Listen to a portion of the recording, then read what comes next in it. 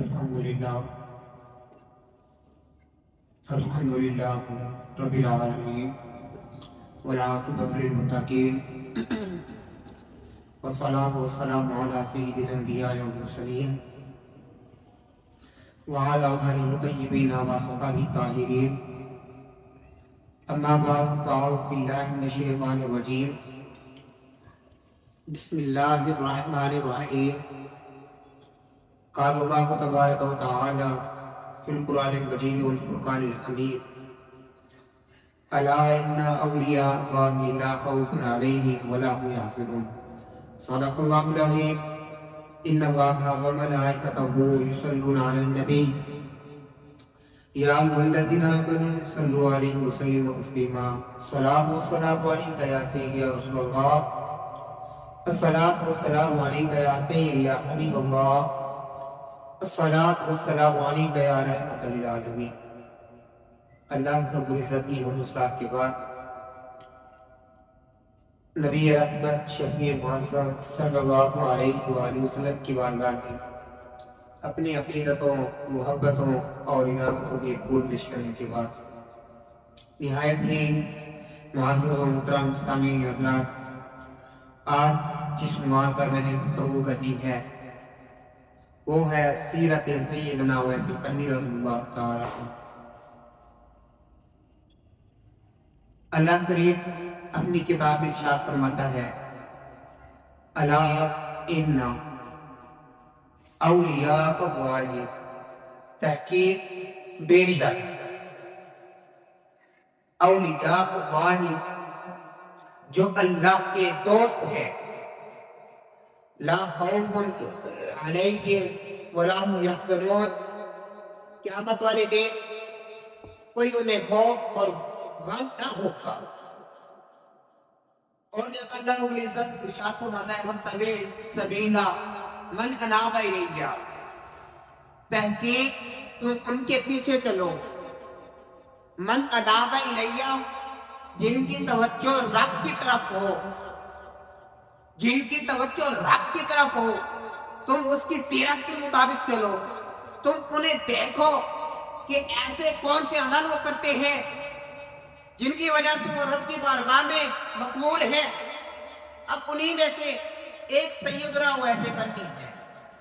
سیدنا اویس قرنی کرن کے ایک شہر کے اندر رہنے والے تھے۔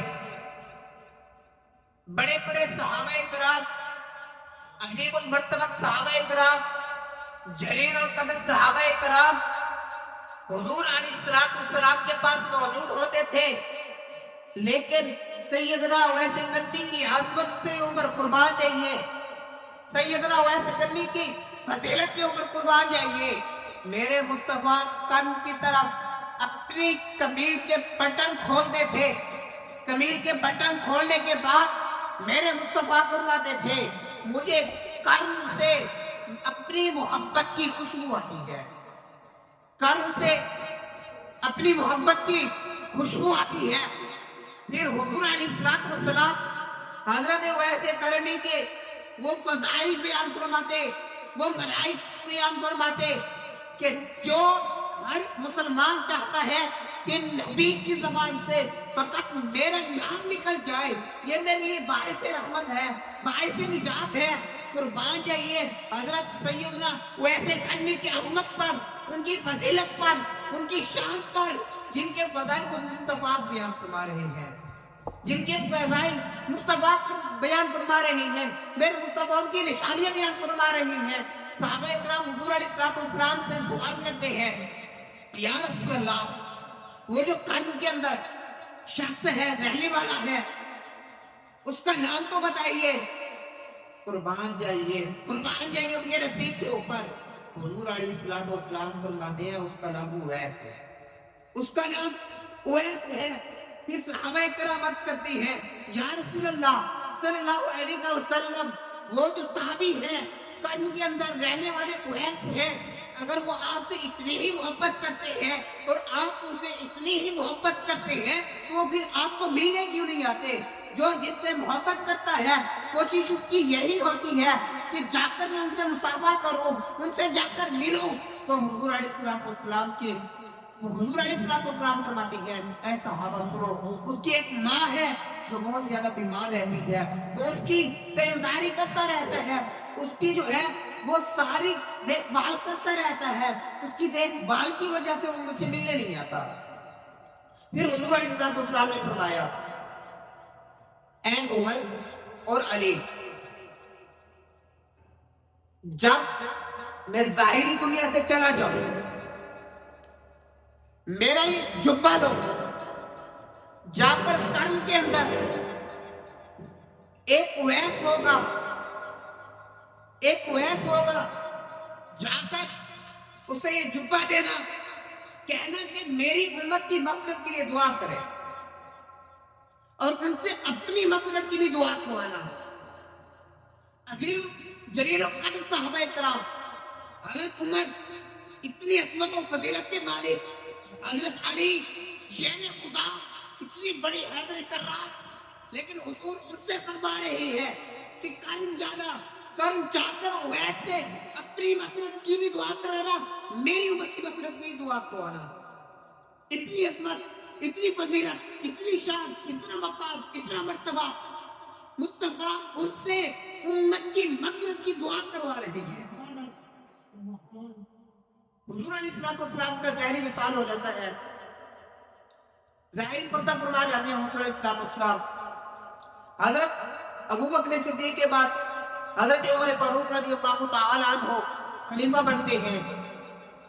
خلیفہ بننے کے بعد حضرت علی اور حضرت عمر کٹھے جاتے ہیں، کٹھے جاتے ہیں، جا کر مدینہ کے اندر اعلان کرتے ہیں کہ سب کو ہماری طرف سے دعوت ہے، سب کو ہماری طرف سے دعوت ہے۔ پہلے حضرت عمر فرماتے ہیں کہ تمام شہر والے علیحدہ ہو جائیں، یمن والے علیحدہ ہو جائیں، کرن والے علیحدہ ہو جائیں، روم والے علیحدہ ہو جائیں، فارس والے علیحدہ ہو جائیں۔ جب سارے علیحدہ ہو جاتے ہیں، حضرت عمر رضی اللہ تعالیٰ عنہ پوچھتے ہیں یہ بتاؤ کرن کے اندر کوئی اویس نام کا بھی بندہ ہے؟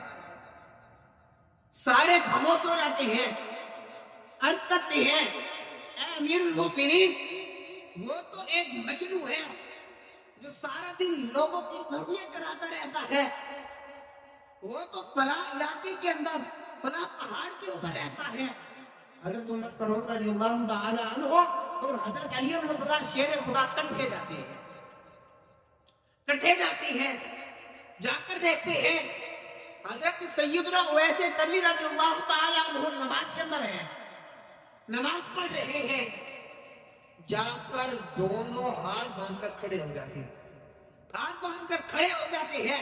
حضور علیہ السلام کا حکم تھا اور یہ دونوں دیکھنا چاہتے تھے جس کی اتنی فضیلتیں، جس کے اتنے مقام، جن کی اتنی مرتبے حضور علیہ السلام بیان فرماتے ہیں، جن کی اتنی نشانیاں حضور علیہ السلام نے بیان فرمائی، وہ دکھنے میں کیسے ہوں گے، وہ دکھنے میں کیسے ہوں گے؟ جب حضرت اویس کرنی رضی اللہ تعالی عنہ نماز سے فارغ ہوتے ہیں، حضرت عمر رضی اللہ تعالی عنہ سلام کرتے ہیں۔ سلام کرنے کے بعد وہ پوچھتے ہیں کہ آپ کا نام کیا ہے؟ حضور نے انہیں نام بتا دیا تھا، لیکن وہ پوچھتے ہیں کہ آپ کا نام کیا ہے؟ تو حضرت اویس کرنی رضی اللہ تعالی عنہ کہتے ہیں میرا نام عبد اللہ ہے، اللہ کا بندہ ہوں میں۔ حضرت عمر فرماتے ہیں کہ آپ وہ نام بتائیں جو آپ کا نام آپ کے والدین نے رکھا، آپ کا نام آپ کے والدین نے رکھا۔ حضرت اویس کرنی رضی اللہ تعالی عنہ عرض کرتے ہیں کہ میرا نام اویس ہے، میرا نام اویس ہے۔ حضرت عمر فرماتے ہیں کہ پھر آپ کو مبارک ہو، کیونکہ حضور علیہ السلام نے آپ کے لیے یہ جبہ مبارک دیا۔ جبہ مبارک دینے کے بعد پھر کہا کہ میری امت کے لیے بھی دعائیں مغفرت کروانا اور اپنے لیے بھی دعائیں مغفرت فرمانا، اپنے لیے بھی دعائیں مغفرت کروانا۔ ویسے جب نام سنتے ہیں روتے کھڑے ہو جاتے ہیں کہ امیر المؤمنین میرے پاس آئے، حیدر کرار میرے پاس آئے، آنکھوں سے آنسو جاری ہو جاتی ہے۔ آنکھوں سے آنسو جاری ہونے کے بعد جبہ مبارک پہنتے ہیں، جبہ مبارک پہننے کے بعد سجدے میں جاتے ہیں، کئی ٹائم لگ جاتا ہے، सर सच्चे से नहीं उठा रहे। हजरत उमर फारूक रज़ियल्लाहु ताला अन्हु फरमाते हैं, सुनते हैं कि इतनी देर हो गई, इतनी देर हो गई, सर सच्चे से नहीं उठाया। जाकर देखे कि ये जहरी साबुन ही फरमा गए, इतना टाइम हो गया, सच्चे के अंदर ही पड़े हैं। जाकर हजरत वैसे करनी को हिलाते हैं। हजरत वैसे करनी सर सज्जे से उठाते हैं। सर सज्जे से उठाने के बाद दाढ़ी मुबारक आंसुओं से तर होती है, जमीन आंसुओं से तर होती है। तो हजरत उमर फरमाती है कि आपने दुआ की, उम्मत की मग़फ़िरत के लिए दुआ की। हजरत वैसे करनी रज़ियल्लाहु ताला अन्हु फरमाते हैं, ऐ अमीरुल मोमिनीन, मैंने सर सज्जे में रखा, रब के सामने अर्ज़ की, मौला तेरी उम्मत की, मेरे नबी की उम्मत के लिए। इमाम अल-अंबिया नबी पाक अलैहिस्सलाम ने फरमाया कि उम्मत की मग़फ़िरत के लिए दुआ करना। या रसूल अल्लाह, ये तेरे महबूब की उम्मत का सवाल है, तू अपने महबूब की उम्मत को बख्श दे। हजरत वैसे नबी फरमाते हैं कि रब की तरफ से निदा की है, क्या हुए सर उठा, मैंने चौथाई उम्मत को बख्श दिया है, मैंने चौथाई उम्मत को बख्श दिया है। हजरत वैसे करनी फरमाती है, मौला अभी मैं सर सज्जे से नहीं उठाता, तेरे महबूब की तरफ से सिफारिश आई है, ये तेरे महबूब का जुब्बा है, तो इसकी ला के रख, महबूब की उम्मत को बख्श दे। फिर निकाह दी है, ऐ सर सज्जे से उठाओ, मैंने आपके महबूब की आधी उम्मत को बख्श दिया है, आधी उम्मत को बख्श दिया है। फिर भी सब सच्चे से नहीं उठाते। अर्ज करते मौला अभी भी ये कम है, तेरे महबूब की उम्मत का सवाल है, तुझे तेरे महबूब के जुब्बे का वास्ता है, उम्मत की मग़फ़िरत के लिए दुआ है। रब्बे कायनात अर्ज करती हैं कि मैंने आप तीसरा हिस्सा भी उम्मत को बख्श दिया है, तीसरा हिस्सा भी उम्मत की मग़फ़िरत फरमाती। इतने में ऐ उम्मत, आपका जो है वो इशारा आता है, आपका बुलावा आता है, मैं सर सज्जे से उठा देता हूँ। ऐ उम्मत, अगर आप मुझे ना उठाते तो मैं महबूब की तमाम उम्मत को बख्शवा देता, तमाम उम्मत को बख्शवा देता।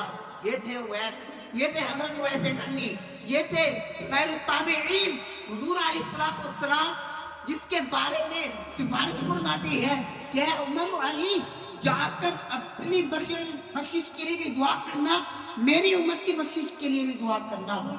ये थे उवैस, ये थे हजरत सैयदना वैसे करनी, खालिक की कायनात से दुआ की, खालिक की कायनात मेरे जमीन के आगे अपनी बारगाह के अंदर कबूल मंजूर फरमाए। आमीन सुभान अल्लाह अनिल हम्दुलिल्लाहि रब्बिल आलमीन। जिन्होंने सुन्नत अदा नहीं की वो सुन्नत अदा करें।